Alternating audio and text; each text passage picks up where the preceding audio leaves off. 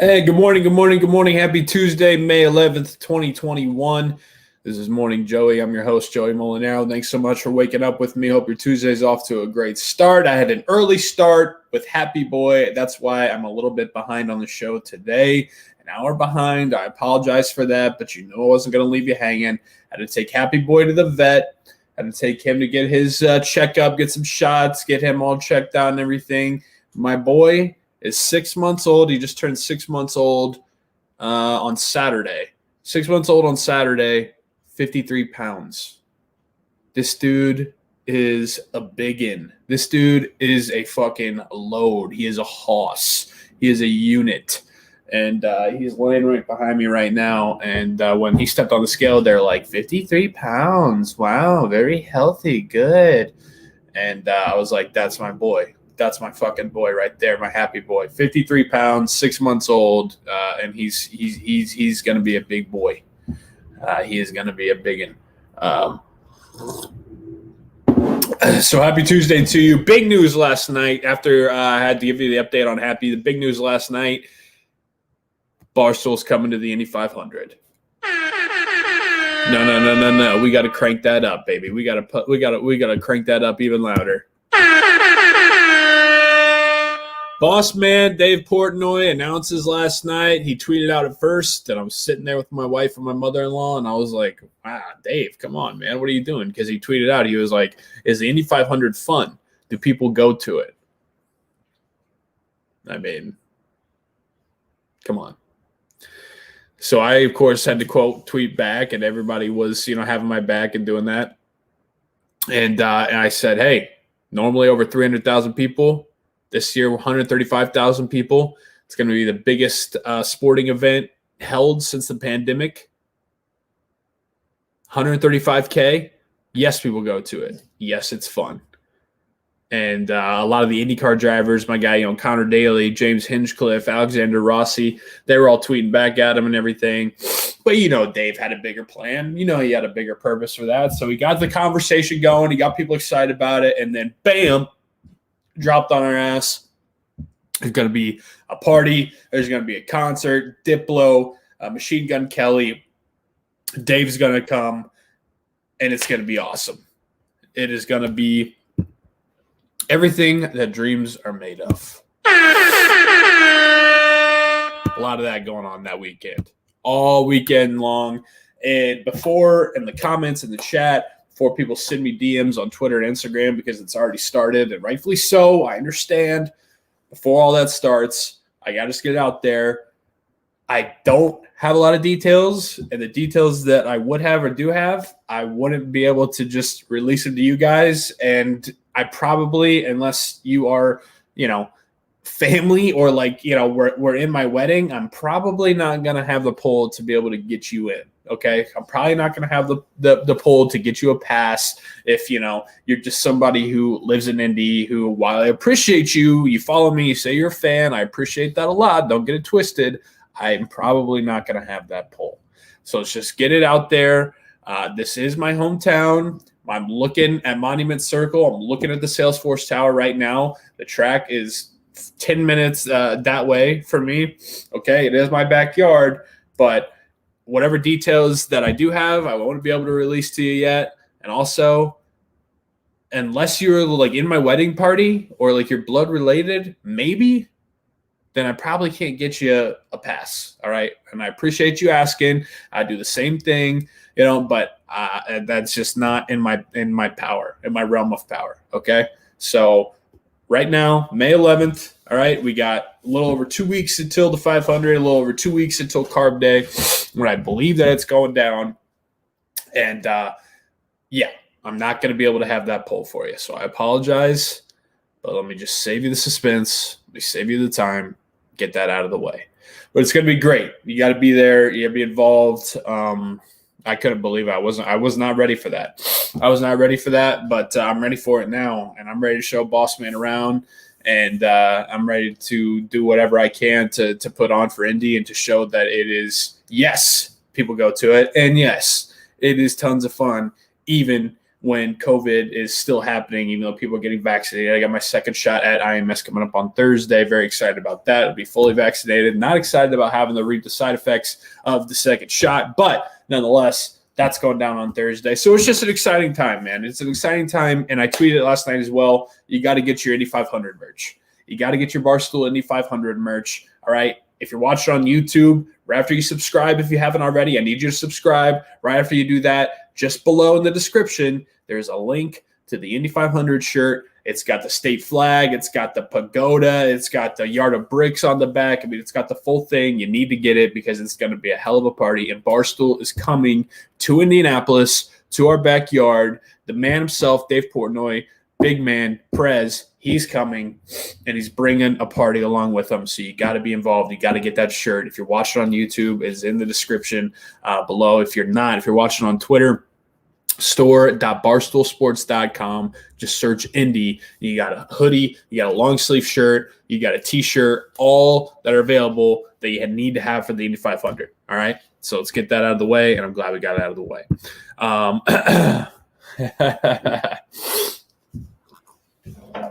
Did I scare him with the horn? That's funny. Yeah, he's I don't know where he is. Happy's right behind me, but the cats jump easily, man. They scare easily for sure. So coming Carb Day, race weekend, Dave's gonna experience his first Indy 500. And once I have more details, I will relay it to you when I can relay it to you. But like Dave said last night, it's going down, it's happening, and we're very, very excited about it. Shelf reveal. Anybody see anything on the shelf? Anybody see what's new to the shelf? Right behind me. Yesterday I added Kylo Ren. Today, what do we got?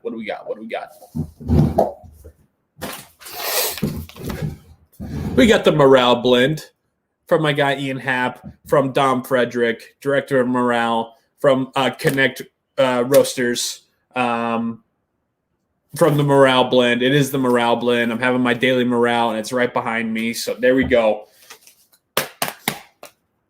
Big series for the Cubs. 17-17, hitting the road, playing some AL Central squads. Got Cleveland, got Detroit, and I got the Morale right behind me. So, yeah, shout out to Dom Frederick. Shout out to Ian Happ, my buddies. Shout out to Connect Roasters for sending it to me. And I'm having a daily Morale blend, baby. I'm having the daily dose of Morale, and it's going to be right behind me, and looks good. So even though, on this side, Yu Darvish isn't with us anymore with the Cubs. He's out in San Diego. Still repping bad news. Still repping Morale. Got Morale right behind me in my coffee blend. Feeling good about it. Feeling good about it. New addition to the shelf. If you want to get on the shelf, just hit me up. That's what Connect Roasters did. That's what the Morale blend did. They hit me up, and they were like, hey, love to send it if you want. We'd love to see it on the shelf. I was like, cool. Let's do it. I would love some. I love coffee. I'd love to throw it up there. And there it is. Right there with Rich Eisen, Baby Yoda, Chuck Knoll, Mando, Joey Burrow, Coach O, Kylo Ren, Connect Roasters right there with the coffee. So if you got something you want to see on the shelf and you're not Big Play Dave, want to send me a Browns helmet, hit me up. Hit me up. Morale blend is there.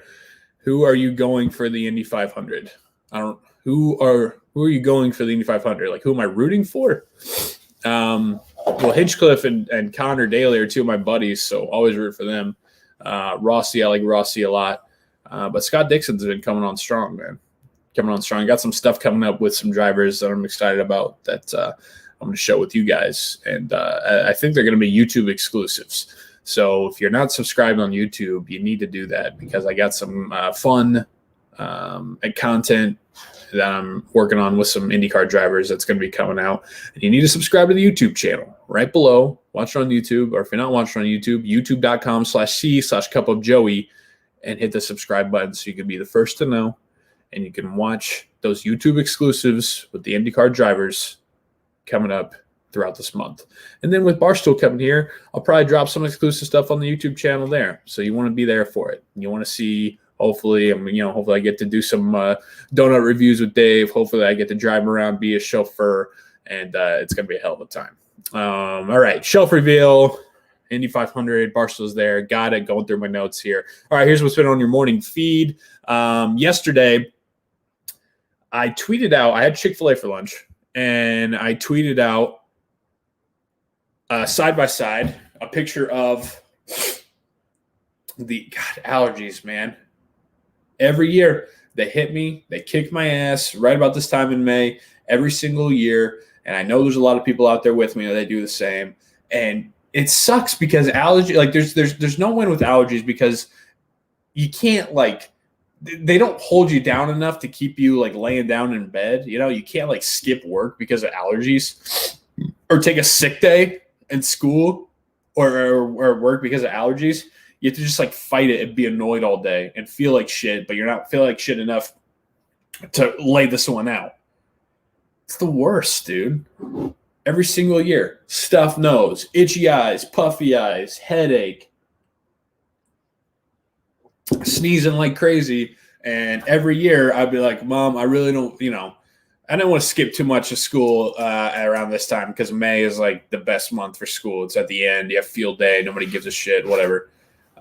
Looking ahead to summer. But, when it was like April, maybe late March, April, and you want to just have a sick day and you didn't want to go, you had allergies, you feel like shit, but you didn't have a fever, you weren't puking, you weren't, you know what I mean? Your mom would just be like, yeah, well, drink some orange juice, suck it up, take an allergy pill, and, you're just going to have to be snotty boy all day. You're going to have to be blow my nose boy all day at school. And that sucks. So, it's nothing new with allergies, but happens every year. Anyways, I took a side-by-side photo. I took a picture of like the fry from the waffle fry from Chick-fil-A that just has the potato skin back, right? And I grabbed a screenshot of the butt of potato or the butt of a loaf of bread, and I put them side by side, and I said, same shit. Now, people lost their mind, even though I didn't state whether it was good or whether it was bad. I just said it was the same shit. They look similarly. They're always kind of down at the bottom of the fry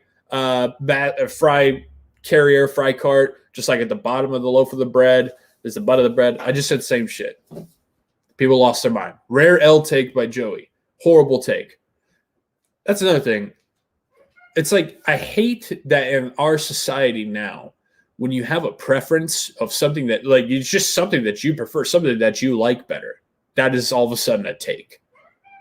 And you get thrown up on your wins and losses of takes when you're just like, hey, I'm just saying they look like each other, and also I just don't really care for them. Like, it's not a take.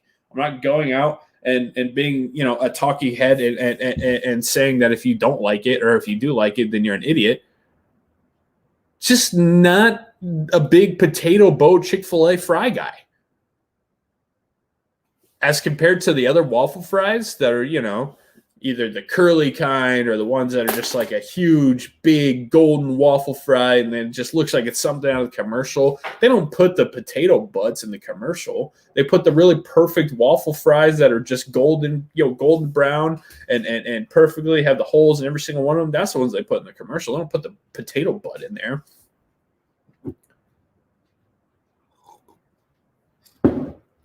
I didn't know people were that passionate about that fry.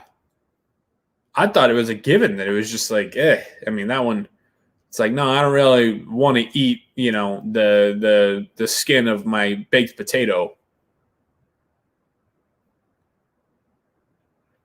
I guess if you load it up with enough Chick-fil-A sauce or Polynesian sauce, then it'd be fine. But, people are really passionate. People are saying that was the best fry.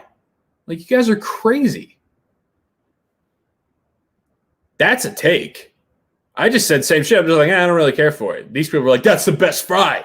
That's the one you load up with the sauce. Compared to the other ones, that's the best one? I don't buy it. I don't buy it. I don't know. Maybe it's just me. Like, with the Chick-fil-A chicken sandwich, like, I don't like when, like one side of it is really big and like thick, it's like got a fat ass. Like the Chick-fil-A sandwich has like a fat ass. And then up front, this part's skinny. It's very uneven. I don't like that. I like when it's all like fairly even. Maybe it's just the Indiana in me. It's like the tenderloins, and they like hammer those things down, They hammer the tenderloins down, and they're all pretty even. It's thin throughout. That's the kind of Chick-fil-A sandwich that I like. A little bit of the crunch. Maybe people like the fat-ass Chick-fil-A sandwiches. I don't know. I would guess that they probably do based on the fact that they like the potato butt waffle fry.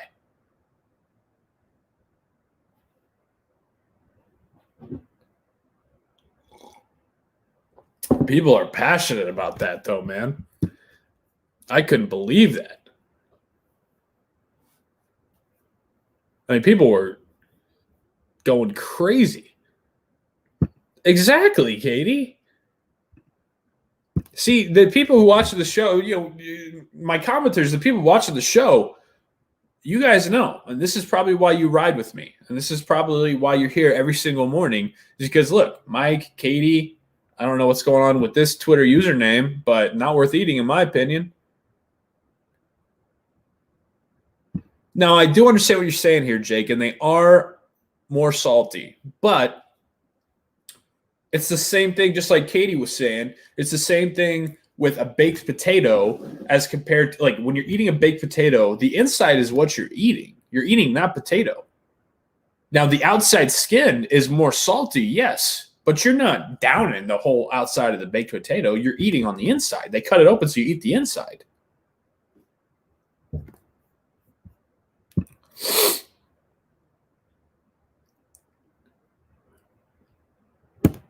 From Brian, how would you rank pancakes, waffles, and French toast? Yeah, this is a good one. I actually had waffles over the weekend, and I'm not really typically a big waffle guy, but I was like, you know what, that sounds pretty good. French toast 3, waffles 2, pancakes 1, easy, no doubt. French toast, there's something, I don't know why, it always seems like it's kind of like wet for some reason. And it's not just because of the syrup and the butter that you put on there. I don't like the texture of French toast. It doesn't appeal to me, like the whole like dessert part of it. And I'm a guy who loves donuts, who loves pancakes, who loves sweets for breakfast. But the whole French with the powder, I don't know. For me, I don't buy into it too much. Waffles, if you get a good thick, tall and thick waffle that's very soft and flaky, like I had on Saturday, super good. And then pancakes, I mean, you can't do it. Pancakes, come on. Pancakes are the clear number 1 in that 3.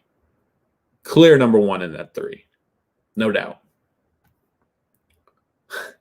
Thomas, you have some Saban hands right now. Yeah, see, sometimes when I get into the different impressions, and not that I was doing an impression, but sometimes when I get into my own, personality coming out and everything, sometimes the impressions are so delved into my mind that I just don't even realize it. So I've done the Saban so much, and when people ask me about it, when I do it on videos or when I do it for people on shows that I'm on and everything, now all of a sudden when I'm talking, then my hands get that way as well. But also I can understand why his hands get that way, because when you're just like caught up in the heat of the moment and you're passionate, you're talking about things that you're passionate about, like waffle butt fries or pancakes, sometimes you just can't help yourself but to over exaggerate why you feel this way and use your hands.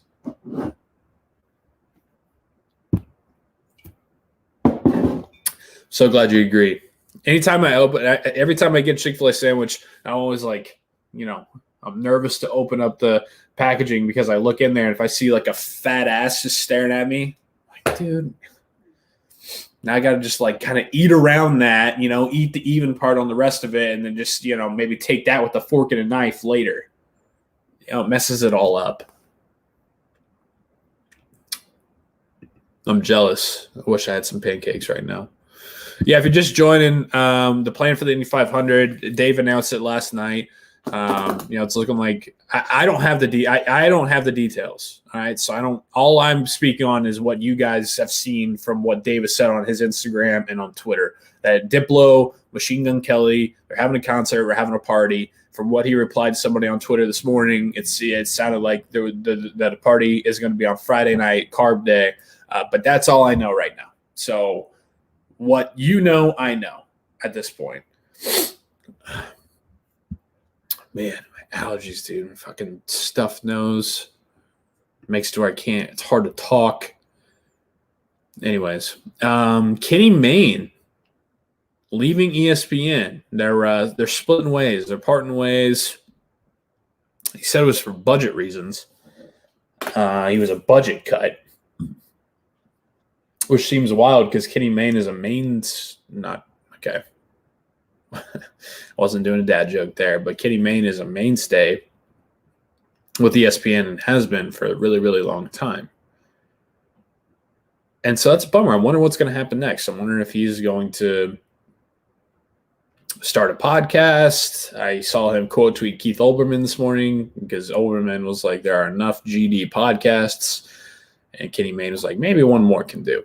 Maybe he's going to start a pod. I'm sure he'll be fine. But Kenny Mayne, dude, one of the funniest guys on those old sports centers. When you think of those old sports centers, you think of Dan Patrick, you think of Stuart Scott, you think of Kenny Mayne, even Rich Eisen for a few of them, like the older sports centers before he hopped in, left for NFL Network, my guy Rich Eisen. But Kenny Mayne, yeah, right up there with Dan Patrick. I mean, those are like two. Obviously, you have a Chris Berman and stuff who was just with the NFL, but you're talking like sports centers, watching those, the sports center commercials. Kenny Mayne's up there.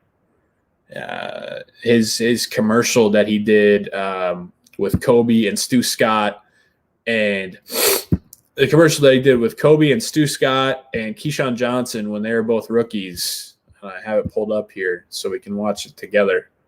It's an all-timer.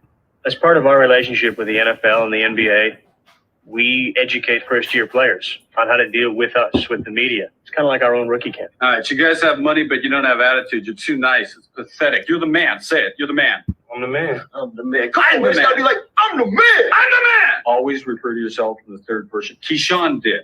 Kobe did. Just cuss, man. Just cuss like a sailor. That's in now. They can bleep it out later. You gotta say that's a call. We're making a difference. You can see it every day. It's our job to help educate first-year players on how to deal with us, with the media. It's like our own little rookie camp. What are you going to say? A guy comes up and says, how you going to do this week? Hopefully I'll do well. Hopefully we'll do well. That's very 70s. That's very touchy. Let's try it. I guarantee we're going to win. What do you do when Michael Jordan is coming up the next game? What are you going to say to him? Good luck on the game. Good luck on the game, Michael. Good luck on the game, Mr. Jordan. No. You're going to say, I told Mike I'm going to take you to school. Controversy, money. We're making a difference. You can. First of all, rest in peace to Kobe Bryant, Stuart Scott. But that video that Johnson and I did, the office lingo training, a lot of inspiration from Kenny Mayne and Stu Scott right there. So, crossing paths, not just sports anchors, but those dudes are funny. And Kenny Mayne, one of those first guys I was like, oh, you could be a funny dude, not focus on, but you can also make people laugh while you're talking about sports. And, inspired me for sure. Big inspiration there. Guys like him and Dan Patrick and Rich Eisen, like I said, Stu Scott. Those were the days, man. So I'm interested to see what he does coming up after this, once he's done. He sent me a message on Twitter one time. It was after I made a joke about the Astros. It was after DeAndre Hopkins got traded. And I made a joke about how not even the Astros saw that one coming. And, it took off. And Kenny Mayne sent me the message. It was like, I think he just was like, now this is a good one or something like that. And that was like a holy shit moment for sure. Just because grew up watching Kenny Mayne your whole life, and his style, his like dry humor, unmatched, so funny. Yeah, Peter, watch those guys on Sports Center every day growing up. Yeah, and somebody did an article where they kind of interviewed those guys, and a couple of years ago, it was just asking about like the dying age of the sports anchor, because those guys were the prime, and those guys created an industry, created so many people like me who wanted to be like them because they were funny and cool and talked about sports. And they talked to Dan Patrick, and they talked to Kenny Mayne, and they were like, Yeah, I think Dan Patrick was just like, I mean, it just doesn't exist anymore really because that's all on Twitter. Like nobody has to wait to go to the 10:30 or the 11 o'clock Sports Center to see a highlight from a game in Seattle and then have, Kenny Mayne and Dan Patrick make fun of it because nowadays, you got guys like Big Cat and, KFC who quote tweet the video and make, the same joke or a better joke in real time. And so they're like, that's just why now the sports anchors have become less of personalities and more of just the straight and narrow and giving you the highlights and what happened because the jokes have been said, the bits have been done, and by the time that it gets to them 2 hours later or whatever, everybody's already seen it. And they aren't watching it like that. They're watching the Snapchat shows. They're watching the highlights on Twitter. They're watching them on Instagram. They're coming back and they're searching on YouTube. They're searching on YouTube, and now they break them down, where like if you go right now and you look at Steelers versus Eagles highlights, they'll have a 15-minute highlight package, and there's not a single anchor that is, telling you what's happening or giving any jokes or anything like that. It's just straight up 15 minutes of the highlights of the game. So it's just the nature of the beast, nature of the beast of the evolving media and the internet. Feels like ESPN has been scrambling for a while now. They're never going to be as big now that social media is so huge. Yeah, I mean, it feels like they got their their boxing left-handed when they're a righty. Like Barstool, my company that I work for, they came up on the internet. We were the first on the internet. Dave said he created the internet, and so to us, all of this, and even the new things that come up, like Clubhouse or like Twitch or like TikTok, we adapt to these things easier and better and more smoothly than a company like that does. Did you read his Twitter DM and his voice? Yeah, when he sent it to me. I read it really, really just dry, kind of somber, not somber, but like solemn and dry. So, yeah, I did. Love Kenny Mayne, man. Love him. All-timer.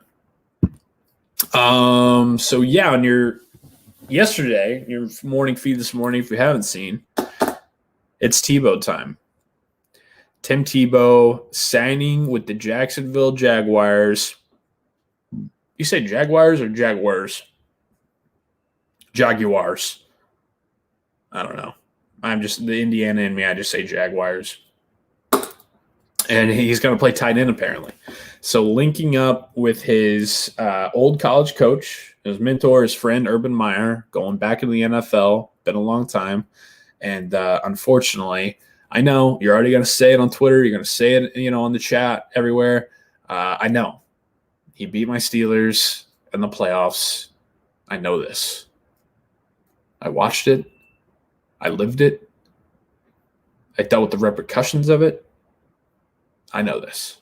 So you don't got to remind me. Even though I know you're going to remind me because everybody likes to be a jackass sometimes. But I know.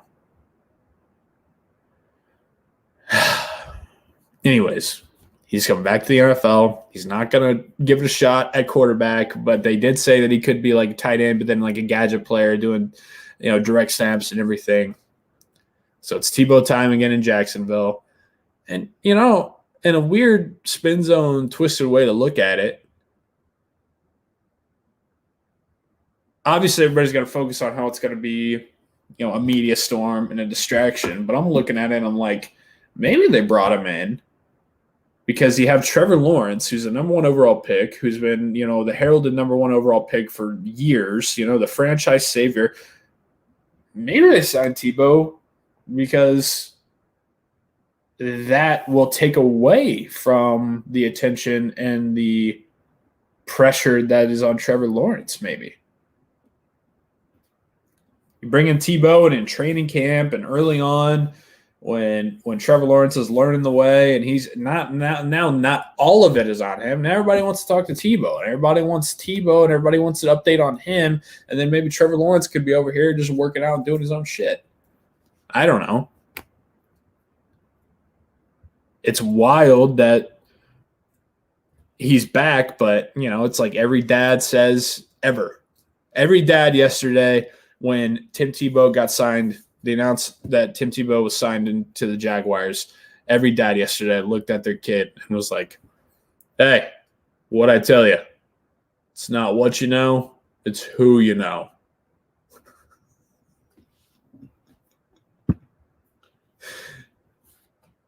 Every dad loves to say that. And Tebow just personifies it.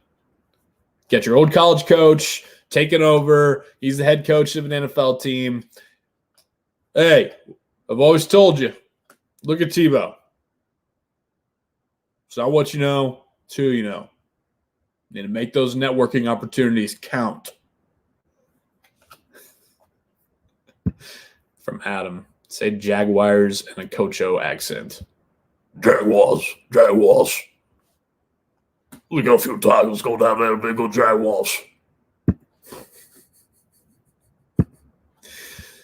Yeah, so my thing though with Tebow is like, he's going to play tight end, but can he catch? Like Tebow is such an interesting specimen because he's widely accepted as like one of the best college football players of all time, right? Wins the Heisman as a sophomore, wins 2 national championships, plays all 4 years, dominates the SEC until Bama came along late. That's like widely talked about, widely accepted, sure. Like if you watch him run around, he's a very weird athlete. Like he's not like, he doesn't look good doing it,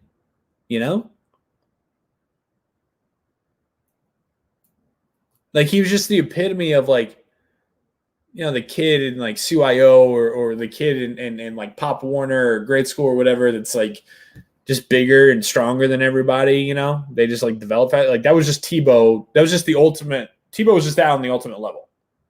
Like in the SEC in college football, and he was just bigger, stronger, and tougher than everybody. Just like more of a man than all those dudes. Because it's not like he's like incredibly fast. I think he runs like a 4.7 maybe. He's not a freak of agility. So it's weird when you watch him. And so like I'm trying to imagine this dude like running an out route, or like running like a seam route, and it just doesn't look good. Like I feel like a lot of balls are gonna just bounce right off his arms. Like that gif of that little kid and the ball's coming to him and he like tries to wrap his arms around it and it just hits right off of him. I feel like that's gonna be Tebow. Tebow's the best weird athlete of all time. When you think of like Deion Sanders and like Bo Jackson and Randy Moss and like all these people that are just like freaks of nature, like just freak athletes. They're smooth. They look good doing it. Randy Moss is just like gliding like a gazelle. Deion Sanders, everything he does looks cool. Bo Jackson, the way he runs like a deer, like it looks good. And Tebow doesn't. It looks like it's kind of hurting him. It's like herky-jerky and real like jointy, But he gets it done, or he got it done.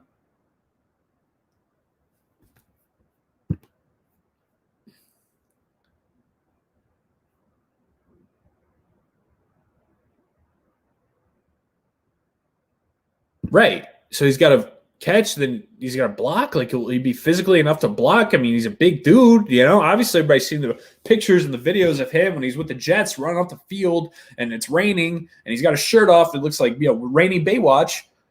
So physically, he's definitely built. But I mean, he's never done that before. You know, is Tebow gonna double team a defensive end with a left tackle?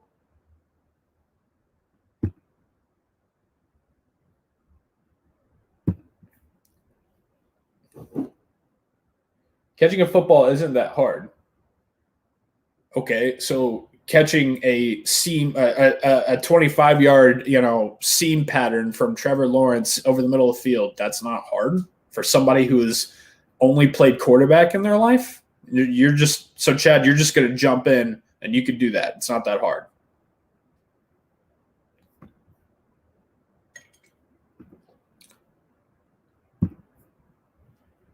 Yeah, 6'3", 255. Like, he's just got a weird body type, Like, watch. I pulled up his workout from the NFL Combine when he was working out at the Combine in 2010.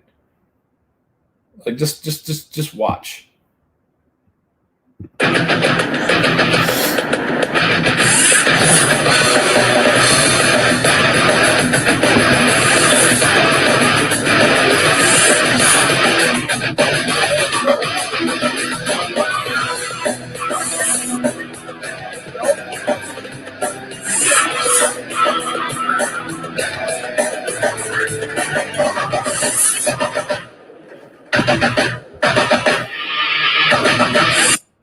Like these, like I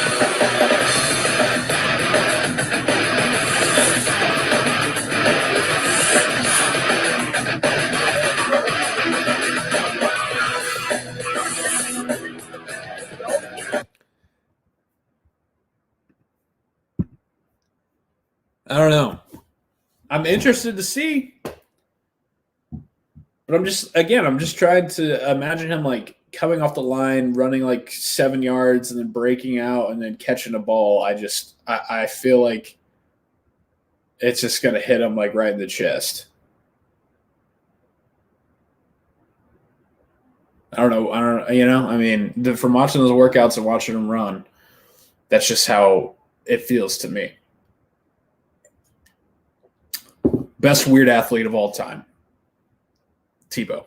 Because there's not one thing that he does like superbly well or it really looks that great doing it, but he wins the Heisman and just like runs over the SEC. Wild. Sometimes I forget that he was drafted in the first round in 2010. That's incredible. Like, just imagine if he was drafted in today's world in the first round. Just the shitstorm and the craziness that would be on social media if Tim Tebow or a player like Tim Tebow was drafted. People were losing their minds about Mac Jones getting drafted that high or getting talked about getting drafted that high. And then Tebow drafted in the first round when, coming out, people were already like, God, maybe he should move to like an H-back or like a tight end. Crazy, man. And I growing up, I was a huge Tebow guy. I still don't really have anything against him other than, the 2011 wild card round, right? But that was more of our own doing than anything. I mean, just defense was getting old and just couldn't do it anymore. Can't win in Denver for whatever reason, unless it's the AFC Championship. But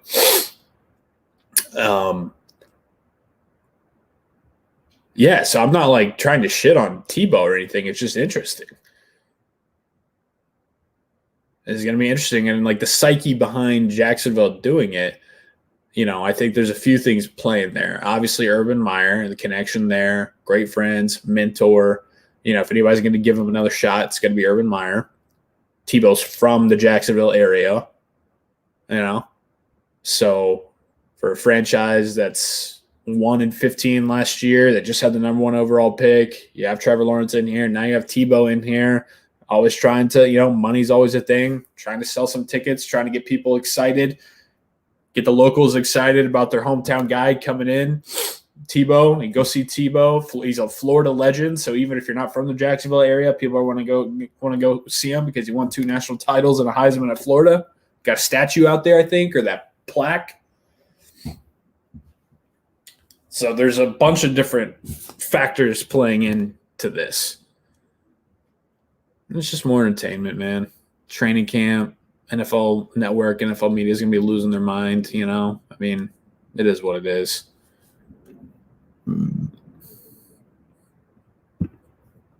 Would hate to be the undrafted tight end who got passed over so they could try this Tebow experiment. I mean, yeah, but I mean, at the same time, it's like, it's not like, if you're undrafted, you're undrafted, right? I mean, like, if this was like a tight end that they took in the first 3 rounds, and all of a sudden they're like, hey, by the way, we're going to bring in Tim Tebow and give him a shot. You know, like I see the sentiment that you're saying there, Collections, but at the same time, it's like business reasons and just like, you know, optics of it or whatever. And given, hey, we're going to have this undrafted tight end, or we're going to have Tim fucking Tebow come in and, you know, give us a spark, give us some attention, growth in sales, whatever. Like, they're going to go with Tebow. And right, it's not like, I don't think anybody's thinking that they're going to bring him in to, you know, be an every down player or be like the fucking Gronk of the Jaguars or something. Like, they sign him, they're going to test it out. If anybody was going to do it, it's going to be Urban Meyer. It was just a perfect match. Jacksonville, hometown. I mean, come on. That's it.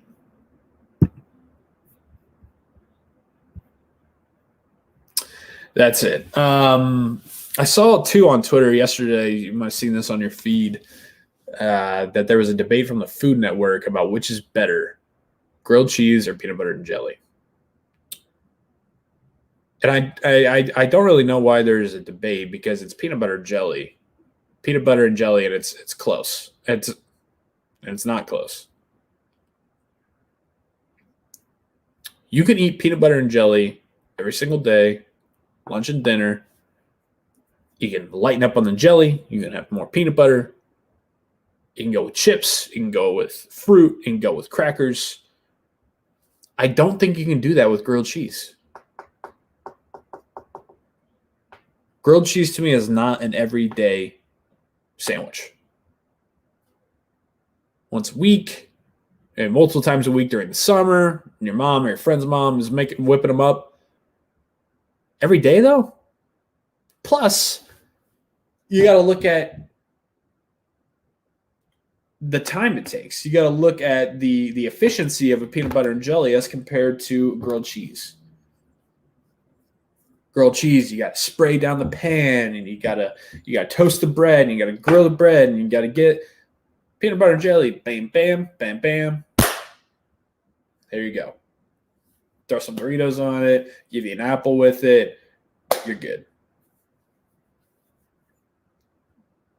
And that much cheese all the time, that would get old.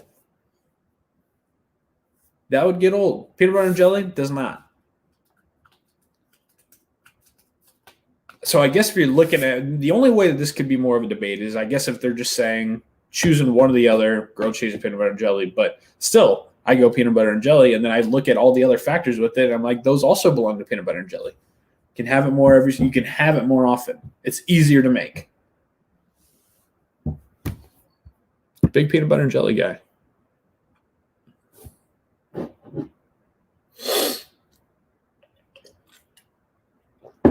Yeah, I didn't even give any credit to my Barstool Chicago guys. Thank you, Dancing Rick. You make very good points here. And you know what's wild? And I might try that today. I have not had a hot peanut butter and jelly. I have not done it to where you kind of toast it up a little bit. I've had peanut butter toast, but I have not added the jelly on there and made it a sandwich. I haven't. So maybe I'll give that a shot today. But anybody who wants to argue with the Barstool Chicago guys or with me about grilled cheese over peanut butter and jelly, I will fight you. I'll fight you to the death about peanut butter and jelly being better than grilled cheese. wasn't really that close in my mind. So yeah, Barstool's coming to the Indy 500. Got that to look forward to. A little over 2 weeks until that's going down. When I get some more information, you'll be the first to know. When I can hear from the boss man and he says he can bring it out there, I will put it out there. Until then, you got Machine Gun Kelly, you got Diplo, you got Dave Portnoy coming here on race weekend. It's going to be phenomenal. It's going to be awesome. You got to get your Barstool Indy 500 t-shirt. Oh, boy. For those on YouTube, it's in the description to buy. You got hoodies, you got long sleeves, you got t-shirts. Subscribe to this channel while you're at it. Like the video. Send it to your friends. Be like, hey, let's wake up every day with Joey. We'll talk in the chat. He'll talk with us. It'll be a lot of fun. So got that to look forward to. I appreciate you for waking up with me as always. Tomorrow we got the NFL draft schedule reveal tomorrow night, so we'll preview that on Wednesday, and Thursday we'll come back and we'll look at the Steelers. We'll look at the other big games that are going on across the NFL coming up in 2021. Other than that, have a great Tuesday, and I'll talk to you tomorrow live at 9.